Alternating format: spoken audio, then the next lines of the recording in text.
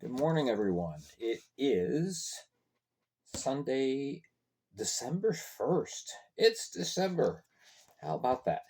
Um, Got to look back at one more day with November, though. That was last night's games. And yeah, no shutouts tonight.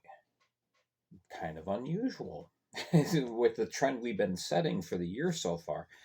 But anyway, all right, let's get into this. We got Columbus. Seems like they found their mojo. They had a couple of rough games, and it seems like they kind of put things back together. They win 3-1 over the SeaWolves last night. Obviously, not a lot of scoring, but it's the defense that really made the difference for the River Dragons last night, uh, only allowing 4 shots on goal by from Mississippi in the first. Overall shots were 39-26. We had a couple goals from Scott Doherty last night for the River Dragons. He got the empty netter with 1 second left. Um, the game-winning goal was 11:58 in the second by Nolan Slaheta, and Mississippi did manage a goal by Dalton Anderson, but that was about all they can muster. Got close, got the 2-1, but Columbus holds the fort, and it is a 3-1 win. They improved to 8-1-3 on the season, which is tied with the Carolina Thunderbirds. And Mississippi now 2-11-1. Seemed like they went through a couple games where they were starting to play better, and then last night the offensive woes flared back up again. So we'll see what happens in Mississippi in the coming weeks. All right, so for the Venom, they take a 5-3 loss to the Blue Ridge Bobcats. Bobcats sweep the weekend, and the Bobcats look out, but they have now won 4 in a row. So, yeah, good things happening in Southwest Virginia. Yeah, and a lot of offense. We had a couple goals from Vladislav Vlasov. Smirnov had a goal and 2 assists. He had 2 assists from Matthew Ernst. Dmitry Salyutin, he had a couple of assists, spreading the wealth around. Amantis Noriega, he got off of a small slide that he had and gets a goal and 2 assists. Yeah, Noriega had gone without a point in one game. David Gaeta. I know why I said Gary. Okay, the David Gaeta, he gets a power play goal, but yeah, it is the Bobcats putting themselves up pretty quickly in the first. They held on to that lead. The game-winning goal scored by Alex Norwinski at 2:11 of the second period. That was the fourth Bobcat goal, and they scored one more. But yeah, for the last 32:02 of the game, no goals. Everything was in the first 28 minutes. So kind of weird. But nonetheless, hey, it works for the Bobcats. They improve to 8-4-2. Hudson Valley now 4-6-1. Again, I'm just going to start calling him the Venom at this point. Just mentioning real quick, next week they will be playing in Watertown. So things have been fixed with the schedule for next week. Eli Bowers gets 35 of 40 saves, and Verostic 28 saves on the night. Forgot to mention the goaltenders up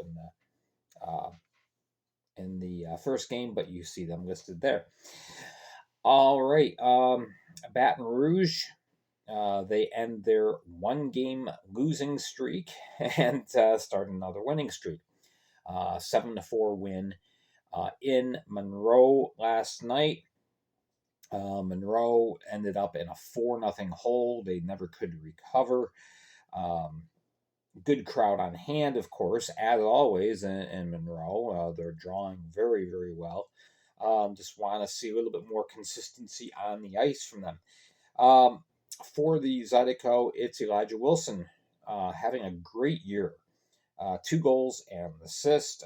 Matt Graham had a goal and 2 assists. Kevin Zabad, 3 assists for the Zydeco. For the Moccasins, Declan Conway had a goal and assist, as did Kyle Stevens.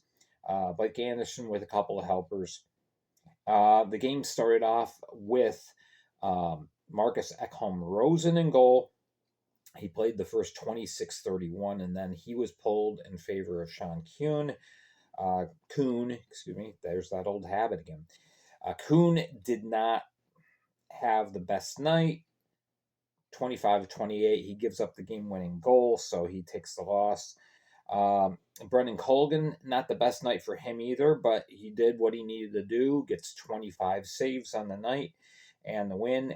The game-winning goal was Ryan Kleiber scoring at 16:32 of the second. So games were decided a little bit earlier on this board. So yeah. Anyway, Monroe, 29 shots on goal, which is a high total for them. They've got to figure out how to generate more chances. Baton Rouge, 50 shots on goal. You give up 50 shots on goal, you're going to unfortunately let a few in. So anyway, there we go. Baton Rouge is now 12-4-1. The Moccasins are 6-7-4. All right, let's change the boards up. Okay, and here's our title game for the day. The Wolves and Black Bears, and Black Bears end up pulling off the sweep, a 9-2 win, and it was a rough night for Watertown. Just defensively, they did not look in sync, and things would kind of go from bad to worse for them as late in the first period. A heavy check in the corner, and Declan Flanagan ends up going down with some kind of a lower body injury. I think it's a leg. He would not return. Did not look good. Trainer had to come out, and a couple of teammates helped him off the ice. If there was one saving grace for the moment, it was the fact that the check and collision happened right near the door for the Watertown entrance. So thankfully, Flanagan did not have far to go. But unfortunately, his night was done, and we'll have to see what happens. But yeah, it did not look good. For the game, wow, it was a lot of offense for the Black Bears, and that was helped by the fact that Watertown got themselves into a lot of penalty trouble very early. Had a couple of 5-on-3 opportunities. There were, let's see, 4 5-on-3 opportunities for the Black Bears over the course of the night, and 1 5-on-3 for the Wolves. So yeah, there was a lot of activity in the sin bin. We'll say that. But as far as the first period, yeah, the back-to-back 5-on-3s for the Black Bears as far as their opportunities. And from the left face-off circle, CJ Stubbs gets his first Fed goal of the year at 5:59. Not even a minute later, Don Oliveri scores from the exact same spot. A couple of clappers. It makes it past Borodkin. It's 2-0. And 1825, was it? 1820. I can't read my writing. It's either in 1825 or 1835. It was Jesse Anderson scoring. So it's 3-0 at the end of one. Shots on that first period, 19-8 in favor of the Black Bears. In the second, not so many shot opportunities for the Black Bears, but they continue to score. It's Austin Thompson all alone. The the theme of the night seemed to be for the Black Bears. Most of their goals were cross ice passes. Um, it's that dangerous what's called the Royal Road right in front of the goaltender. That if you drew an imaginary line across the top of the crease, you don't want to be having east-west passes go right there. And the Black Bears did that a lot last night. Austin Thompson scores shorthanded at 2:49. 6:46, it's Gavin Yates tipping one home. Jesse Anderson scores on the power play again at 15:49. I mean, it was all Black Bears. Finally, a little bit of saving grace for the Wolves as Ross Bartlett scores at 19:29 to take the shutout away from Connor McAnanama. A little bit of activity at the end of the period, little feistiness, and so at the start of the third period, both teams had four players in the box. It was just kind of ridiculous. They're all sandwiched in there. Um, yeah, it was funny, but it wasn't. But nonetheless, get into the third, and it's Dan Stone scoring at 9:02. Chris Mott gets in the action. He just wow, an amazing pass. It was a shot pass from Emerson Emery from the same place that Stubbs and Oliveri scored in the first period. Ends up being a pass instead to a wide open Mott sitting on the doorstep. Taps it home, and then finally Michael Mercurio. Uh, 15 seconds after the Mott goal. He scores. We go on. Kirkby ends up scoring on a deflected pass from the opposite circle from Oliveri at 19:52. There's that Royal Road again, and there we go. It's 9-2.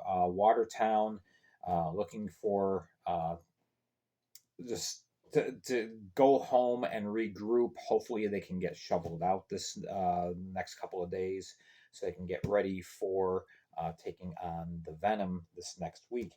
So Bartlett had the one goal, as did Mercurio. Baraka ends up stopping 33 of 42. Yeah, it was just a very frustrating night for him. Most of the goals, he had no chance. For the Black Bears, CJ Stubbs, a goal and four helpers. Yates and Kirkby both had a goal and two assists, and Jesse Anderson with two goals. Connor McAnanama, he improves on his impressive totals for the start of the year. He saves 28 out of 30. So now Watertown is 10-3-1, and Binghamton grabs a hold tight of first place once again, 13-2-1 on the year for them. A little over 4,000 on hand for that game. In Port Huron, not sure what happened. This was supposed to be Port Huron's up week. I've been talking about how they've been up one week, down the next. And yeah, it wasn't happening last night. Danbury, a very, very, very solid win from start to finish. And of course, it helps that 7 seconds after the opening face-off, Noah Robinson surprises everyone and puts one home. So, 7 seconds in, bam, it's already 1-0 Danbury. That was a quick goal. And yeah, that pretty much set the tone for the night. Nusiainen did not have his typical Nusiainen kind of day. Danbury was able to generate a lot of offensive chances, quality offensive chances, and didn't have the highest shot total, but they really had a lot of grade A opportunities. Connor Woolley scores on a beautiful feed from Johnny Ruiz. That's at 5:52. The Port Huron does get into it a little bit. Joel Frazee scores at 13:07, his third straight game with a power play goal. So now it's 2-1. But Danbury counters pretty quickly, just a little over 3 minutes after that. It's Alexander Vasilyev. And everybody's going, who? This guy has KHL experience. He's played parts of 4 seasons in the KHL. So, yeah, this is a big, big addition to the Rabbits lineup. He scores on the power play, and it's 3-1 at the end of one. Port Huron, again, trying to chip back into it. Tucker Scantlebury scores a greasy goal at 5:19. Um, but then it's Kyle Gonzalez scoring at 7:12 to pretty much counter that and shut down Port Huron. And Port Huron, at that point, after the Gonzalez goal, they just didn't look the same. They kind of looked like let's just call it a weekend. Not that they mailed it in; they didn't mail it in, but yeah, this the body language. You could tell they were just like, yeah, not our night. Johnny Ruiz did end up at the end of the second period scoring at 19:17. That made it 5-2, and that's how the game would end. Ruiz had a goal and 3 assists on the night. And as we mentioned before, Vasilyev, he had the game winning goal plus an assist. Josh LaBelle with a couple of helpers as well. Connor McCollum returns after taking the previous night off and stops 30 of 32. For Nusiainen, he stopped 32 of 37. Like I said, it just wasn't his typical game. Everybody's going to have an off night. Freezy with that power play goal and Scantlebury with a goal as well. So Danbury improves to 6-5-3. Port Huron now 6-8-2. So in the standings, Danbury jumps over Port Huron for that third spot in the Empire Division. Crowd of 1235 on hand. And then the final game, Motor City, they end up sweeping, and they did it in dramatic fashion. Early on, it was all Dashers. In the first period, they probably played their best period of hockey so far this year in the first period. As Brent Sommerfeld got a second consecutive start, but this time he would finish the game. Friday night, he only played the first 20, and then Ricardo Gonzalez came in. Tonight, it was all Sommerfeld in goal for the Motor City Rockers. In that first period, it's Trey Fisher scoring at 8:50, putting Danbury up. And then 15:58, it's Jacob Gagnon scoring as well. And so it's 2-0. And shots were 17-11 in favor of Danville in the first period. Dashers looking really, really good. And then the second period happened. It was a combination of the Rockers exploding and the Dashers imploding all at once. 6:21. It is Eli Rivers scoring. 32 seconds later, Soterios Karagiorgis scores. Yeah, just 32 seconds. And that was just like a bam, bam. It's tied up. But wait, there's more. Yeah, 8:22. It's Avery Smith scoring. And then just 8 seconds later, 8 seconds, it's Adam Kuhn. So all within 2 minutes and 9 seconds, the game went from the Dashers are looking really good tonight to what just happened? What did I just see? Motor City goes up 4-2 in a span of 2 minutes and 9 seconds. And then not too long after that, just a minute and 4 later, Staszewski scores in the power play to get the Dashers kind of back in it. But the damage had kind of already been done. That was the end of the second period. So it's 4-3. Not bad. The Dashers are hanging in there. But third period, while the Dashers got a lot of opportunities and a lot of shots on goal, the Rockers were cashing in on their opportunities. And Carson Baptiste scores what would be the game winner at 9:13 of that third period. Justin Browson did manage to tip a puck home at the 13:11 mark. So again, there's hope rekindled, but the flame is extinguished at 18:48 as on the with Parker Rutherford pulled for the Dashers. Avery Smith finds the empty net, and that's it. 6-4 win for the Rockers, who go home with 6 points. Very happy. They are now 5-9 on the year. The Dashers 1-11-2, and you really, you feel bad for them because again they played a fantastic first period, and it just turned around. The tables got flipped on them, and they just couldn't recover. Sommerfeld for the night, 35 saves out of 39 opportunities for his first FPHL win. He did sign a standard contract this weekend, so he will be with the Rockers for a while. I am assuming that means that Trevor Babin will be out for a while. But again, when Babin first got hurt, there were rumors, he's done for the year. No, Babin will be back. It's just going to take some time. Meanwhile, for the Dashers, Justin Brosnan had a goal and 2 assists. Lester Brown with a couple of assists as well. Rutherford went 27 for 32 on the night, but the night belonged to Sommerfeld getting his first win. And Nicholas McGill-Diaz helping his goalie out with 4 assists on the night. Avery Smith, 2 goals. Both Adam Kuhn and Carson Baptiste had a goal and assist each. So there we go. There is our wrap up for Saturday night, but the weekend is not over. We have one game left tonight. This afternoon. That is the River Dragons and the SeaWolves playing a rematch of last night. And SeaWolves see if they can exact some revenge. Full week this next week. We will have Stars and Standings tomorrow. I have to pre-record it because of my personal schedule. So tonight's game between the River Dragons and the SeaWolves will not be factored into that. But I'll be pre-recording and then posting on Monday.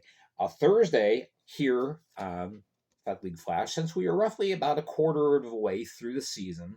A couple teams have a little bit more than 14 games. Some don't have 14 yet, but we're going to call it the quarter-way mark. So we are going to do a panic index. And I'm talking about just with the play on the ice. How happy are you with your team? How concerned should you be with your team, with their performance? We'll go through it. And of course, it's subjective, but it's a neat little thing to do. Fun little thing to do. Just to see, how each team's fan base is feeling right now. So tune in for that. Of course, we've got everything going on the Flash Audio Network as well. As news happens, we'll post it on Facebook. I appreciate you guys following me and watching and listening. Thank you so much. We're now at 2,500. So thank you. Thank you so much. All right, I am Gary Ryan for the Fed League Flash. Hope you have a wonderful week ahead. We'll see you tomorrow for Stars and Standings.